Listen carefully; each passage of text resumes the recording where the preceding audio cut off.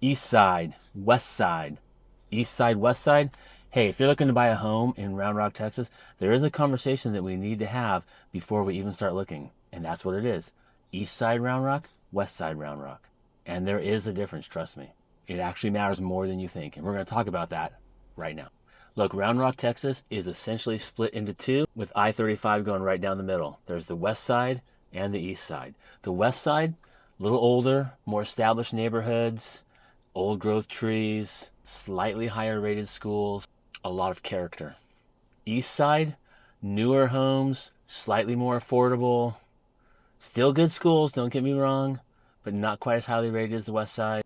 Oh, hello, on the east side, you've got Kalahari, you've got Dell Diamond, where the Round Rock Express play, you've got Old Settlers Park, over 600 acres of sports and fun. So it really does make a difference which side you want to live on. Obviously, you can go to all of Round Rock. It's not that big, but the two sides are very different. Look, the school reality, Round Rock ISD is one of the highest rated school districts in Central Texas. However, not every school in Round Rock ISD is an A-plus rated school.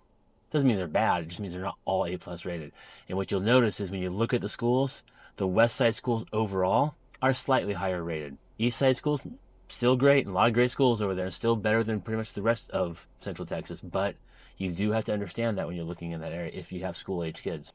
I mean, it's not good or bad. It just is what it is. You need to know what you're getting into.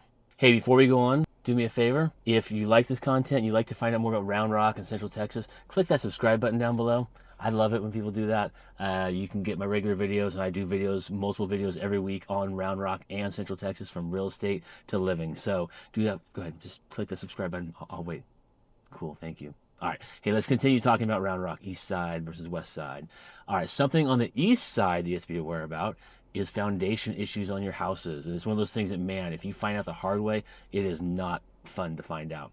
Basically, anyone who's lived in Texas a long time knows that east of I-35, there's a more expansive soil, and you tend to, if you're going to have them, you're going to tend to have foundation issues on that side. It's not prevalent, but it's definitely more noticeable on the east side than it is on the west side, which is why when you buy a home, you have to be educated on foundations. Make sure your inspector checks it for the foundation, and make sure you're very aware of that before you even get yourself into something that you're going to regret. So look, before I even start working with a client, I ask a lot of questions. Like, I want to know, do you have kids? How old are the kids? Do you work from home? Do you have to commute into Austin for work? What do you do for fun? What are your interest levels? Like, what's important to you? That really helps craft and determine a direction for where we're looking for houses. Now, obviously, I'm not steering anybody anywhere, but I do want to give you the best choices that fit what you're looking for, what your needs are, from schools to parks to commute times. A great example of this is I had a family. They had kids under 10. Both parents worked from home. Their kids were very active in sports. And when they were looking for the best fit, the first subdivision that came to mind was Paloma Lake, right? Up right next to Old Settlers Park. So right there, you're by the best outdoor sports park in Central Texas, possibly in Texas, honestly.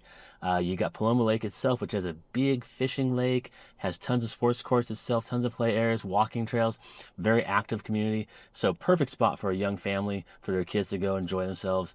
And so close to Old Settlers, it just made a lot of sense. And because they work from home, they didn't have to worry about driving from Paloma Lake over to I-35 and down into Austin. So save themselves some of that commute headache. And for them, that was the perfect fit. And still to this day thank me for kind of helping them, guide them to where they now live, which is awesome.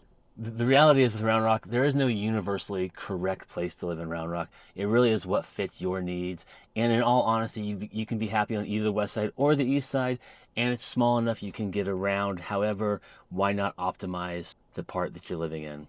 Look, my job's simple. Give you the truth, help you make the best decision for you and your family, and help you put down roots in the right spot.